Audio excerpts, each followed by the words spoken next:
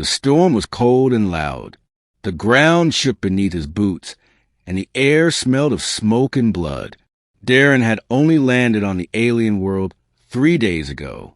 He was a scout, a simple human soldier with no command, no power, just orders. Watch the terrain, stay out of sight, and return. But that day, he saw something he couldn't ignore. Down in the valley, 2 shadows clashed, one tall and armored, the other barely standing, holding a broken spear in both hands. The second figure staggered, fell to one knee. A woman, her armor cracked, her face bruised, but her eyes full of rage. The attacker raised a massive blade. Darren didn't think. He just ran. By the time he reached the bottom of the slope, the attacker had lifted his weapon. The woman didn't even look up. She was waiting for the blow, waiting for death. Darren grabbed the first thing he saw, the broken spear half buried in the mud, and lifted it between her and the blade. There was a flash, a hard clang. The blade struck the broken spear, and sparks flew. The attacker froze, looked at Darren, then turned and disappeared into the shadows without a word. Silence. Darren looked down at the woman. Her silver eyes stared at him, not with fear, but something else. She didn't move, didn't blink, just stared at the broken spear still in his hands. He opened his mouth to speak, but she whispered first. You raised it. He was confused. Raised what? She didn't answer. Instead, she pushed herself to her feet slowly, painfully. Her hand trembled as she touched the edge of the broken spear in his hands. Her breath caught. Then she stepped back and knelt. Darren stepped back. What are you doing? But she said nothing more. That night, he made a small fire in the ruins nearby. She sat across from him, silent. Her wounds were serious, but she let him clean them. She winced when he touched her shoulder, but didn't pull away. She barely looked at him. He finally asked, Who was that man trying to kill you?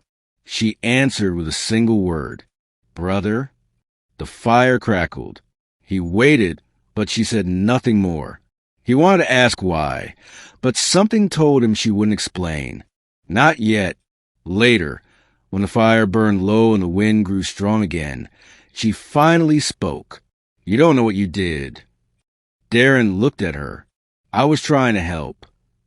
No, she said, voice soft. You raised a spear bond. That is not allowed. His brow furrowed. Spear bond? It was just a broken weapon. She looked at him now, truly looked, not broken, marked. He stared at the weapon still lying beside him. She continued, her voice distant. It belonged to the first daughter. Passed through her line. Only she could choose. Only she could offer it. No one else could raise it, unless... She stopped, her face turned away. He leaned forward. Unless what? If one raises in protection, with no reward, with no claim, then the law awakens. He blinked. Law. She nodded. The ancient law. The one none of us speak aloud. The one that chooses for us. His heart beat faster. What does it choose? Her eyes glistened, but she looked away again. You are now my chosen. Silence. The words hit him like a slow wave. He couldn't speak for a moment. He looked at her again, really looked. Her skin bore old scars. Her hands were rough. She was no ordinary woman. She had fought long before he arrived here. Her life was already full of pain. He whispered, What does that mean? You're chosen. She didn't answer, only looked at the fire, as if afraid of what might happen next. In the days that followed, she walked with him. She didn't speak much, but she stayed close. When he asked her name, she paused. I don't use it anymore. Why? Because I am no longer that person. He didn't push her. Not then. They passed ruins, bones, places where her people once lived. She didn't mourn aloud, but her eyes held the weight of it all. He asked if she had any family left. She said only one. Her brother, the man who tried to kill her. He said I was unworthy. Weak. Why? Because I refused to take a slave. Darren stared at her. What?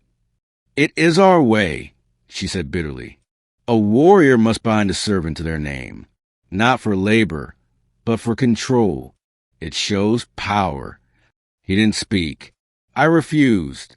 I said we must earn loyalty, not demand it. They called me broken.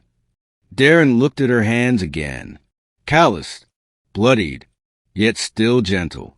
But then you came, she said, and you raised a spear. I didn't know.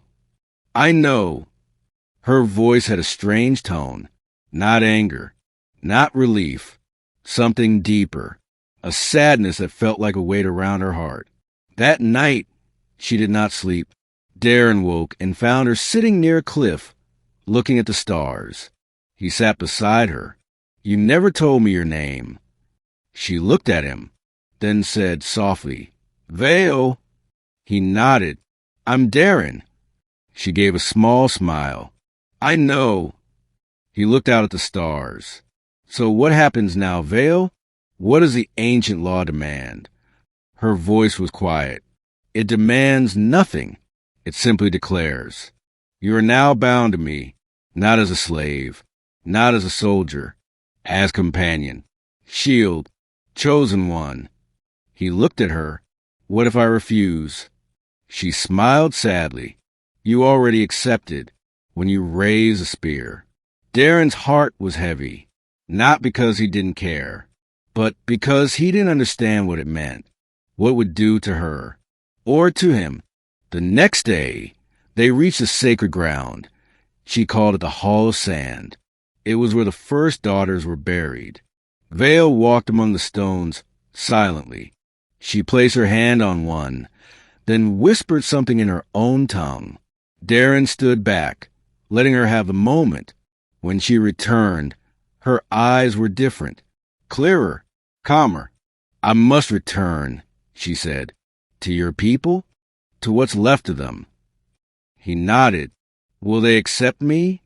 No, she said without hesitation, but they will not question me.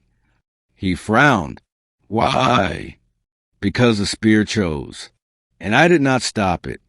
He looked at her. Did you want to? She didn't answer. Instead, she reached forward and touched his hand. Not anymore. That night, he watched her sleep for the first time. She was no longer the broken warrior lying in the mud. She was something else now. Not softer, but braver in a quieter way. She had seen death, rejection, pain, but she still kept walking. And now, she had someone walking with her. He held the broken spear in his hands and stared at it. He did not know what it would lead to, but he knew one thing. He would raise it again. If he had to, he would raise it for her. Again and again,